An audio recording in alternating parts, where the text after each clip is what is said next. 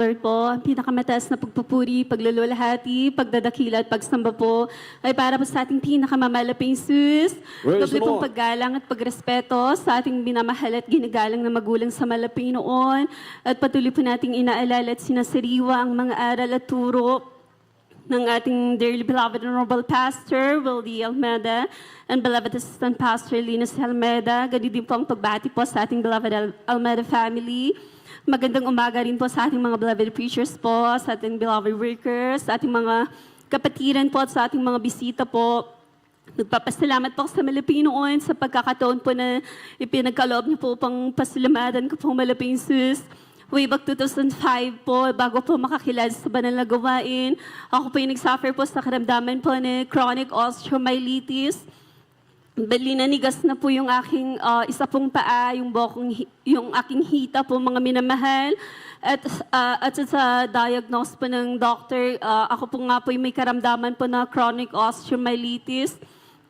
Ito po ay infection po sa buto na kung saan po yung aking bone marrow, punong-puno po ng bacteria at unti-unti po nilang inuubos po yung aking buto. Parang kinakain po nila yung aking buto. Kaya nagkaroon po ako ng sugat po sa aking hita at lumalabas nga po ang mga nana at pasintabi po sa mga kumakain. Bali, ang sabi po ng doctor, kailangan pong dumaan po sa isang major po at minor po na operation. At after nga po ng operation, nag-recover po ako ng 1 taon. Bali, nag-maintenance po ako ng gamot po mga minamahal sa loob ng 1 taon. Bali, araw-araw po akong nagtitake po ng gamot sa loob po ng 1 taon. Halos amoy gamot na po akong mga minamahal. Subalit, wala po akong kagalingan dahil sabi po ng doctor, bumalik po ulit yung aking karamdaman at kailangan ko ulit dumaan po sa operation mga minamahal para malinisan lamang po yung aking bone marrow. Bali yung aking paa, hila-hila ko po, hindi ko po mailakad po ng diretso, hindi po ako makatalon, hindi po ako makalakad po ng malayo mga minamahal. Subalit, nagpapasalamat po ako sa malaping noon, way back 2005, nung ako po yung makadalo sa ating balalaguwain. Tunay nga po mga minamahal na ako po yung patuloy na dumalo at dumalo po sa ating banal na gawain. At lumipas po ang ilang buwan po, taon, mga minamahal. Hindi ko po namalayan yung aking karamdaman po na wala pong kagalingan. Unti-unti pong pinagaling po na mala Panginoon. Amen. Praise the Lord. Glory to God. Yung aking sugat po sa aking hita, pinatuyo po yan na mala Panginoon. At tunay nga po na lahat po yung hindi ko po nagagawa, na hindi po ako nakakalakad, hindi po nakakatalon. Tunay nga po lahat po yung nagagawa ko. At hanggang po sa sandaling ito, tanglay ko po ang kagalingan po na nagmumula po sa malapang Panginoon. At nagpapasalamat po ako sa malaping Jesus. Way back 2007, mga minamahal, nung panahon po na yon, sa kahabagan po ng malaping noon, ginagamit po ako bilang isang single square. Bali, gabi na po natapos po yung aming practice po sa dako po ng PFVR. Bali, yung sasakyan po na maghahatid po sa amin, nakapark po sa kalsada. So, kailangan po naming tumawid po. Bali, nung tumawid po ako mga minamahal, tumakbo po ako. Pagdating ko po sa gitna, hindi ko po namalayan na may rumaragas na po palang taxi. Sa madalit sabi po, nabundol po ako ng taxi, tumaas po ako sa ere. Pagbagsak ko po, sabi po ng driver, mabilis daw po siyang magpatakbo. Kaya for the second time na bundol po ulit ako ng taxi, talagang umikot po ako sa ere. Hanggang po sa napatilapon po ko sa may kalaluyuan.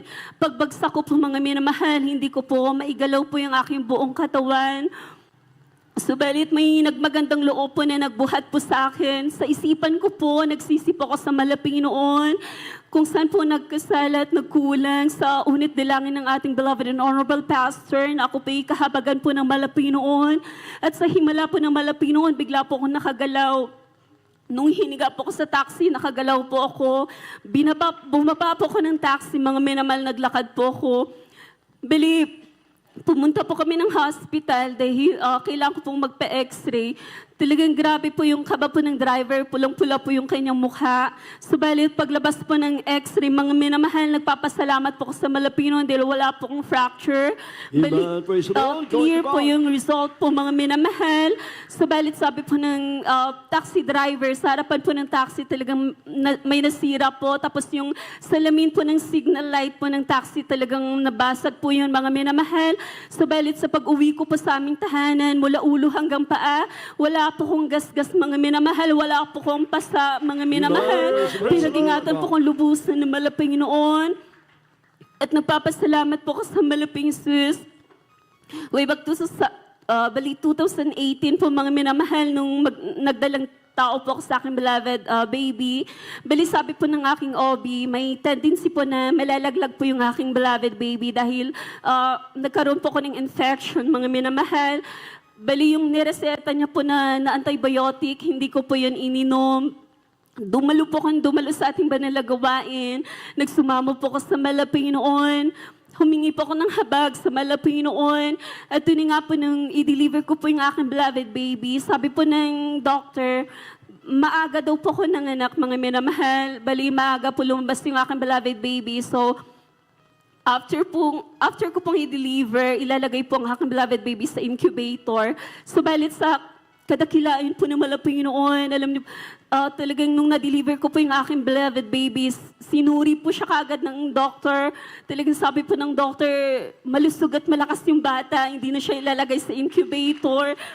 At nagpapasalamat po ako sa Malapinoon dahil sa sandaling ito, siya po'y ginagamit ng Malapinoon bilang isang children's choir po sa kahabagan po ng Malapinoon, di mo po karapat-dapat. At nagpapasalamat po ako sa Malapinoon way back 2024 po, mga minamahal. Bali nung December po, nagdaos po tayo ng ating church anniversary po sa dako po ng Convention Center, mga minamahal. Bali, nag-set up po kami ng Saturday, tapos Sunday po, mga minamahal. Bali na ipunin po ako ng puyat po at lamig, mga minamahal. Paggising ko po ng Monday po, mga minamahal, tuloy nga po na hindi ko po maigalaw po yung aking buong katawan. Sobrang sakit po ng aking ulo, mga minamahal. Tuwing nasasagi po ako ng aking beloved baby, sobrang sakit po, mga minamahal. Hindi po ako makabangon. Nung time po na yon, bali, ako lang po ang naiwan sa aming tahanan at ang aking beloved baby po na 5 years old, mga minamahal. Alam niyo po, nung nakita po ako ng aking beloved baby, na hirap na po sa aking kalagayan po, mga minamahal. Lumapit po siya sa akin, mga minamahal, lumuhod po siya at nanalangin po siya sa malaping noon. Nilay-hands niya po ako, mga minamahal. Pinatong niya po yung isa niya pong kamay sa aking ulo at tinaas niya po yung kanyang isang kamay. Sabi niya po, hallelujah, be covered by the blood of Jesus. Be covered by the blood of Jesus. Alam niyo po, mga minamahal, after po ko yung lay hands ng aking beloved baby, bigla po ko nakatulog po ng mahimbing, mga minamahal. Amen. Praise the Lord. At Glory to God. pagising ko nga po, mga minamahal, nakaramdam po ko ng kaginhawaan po sa aking nararamdaman, mga minamahal. Hanggang po sa ako po ay patuloy po na naka-recover po, mga minamahal, na hanggang po sa sandaling ito, na taglay ko po ang kalakasan po at kalusugan po na nagmumula sa malaping noon. Kahit patuloy ko pong pinapasalamatan po ang malaping noon sa kanyang pagpapala po, sa patuloy niyang kahabagan po na patuloy po kami ginagamit ng aking mga beloved kids po at ang aking at ako rin po, mga minamahal, hindi mo po kami karapat-dapat. Kaya aking pinapaabot ang lahat po ng kapurihan, pasasalamat, kalulhatian po para sa ating pinakamabalapis po lamang. Amen. Amen. Praise the Lord. God bless po sa ating beloved Sister Dulce Amor.